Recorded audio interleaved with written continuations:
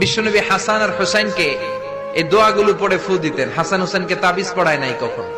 বিশ্বনবী একটা স্পেশাল দোয়া পড়তেন, বুখারীর বর্ণনা, আউযু বিকালিমাতিল্লাহি তাম্মা মিন কুল্লি শাইতানিন ওয়া হাম্মা ওয়া মিন কুল্লি আইনিন লাম্মা।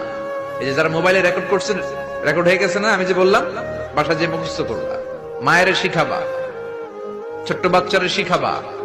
এগুলো পড়ে ফু দিলে কোনো জিন পুরে সামনে আসতেই পারবে না। এগুলো নাই মুসলমানের, তাবিজ লাগে।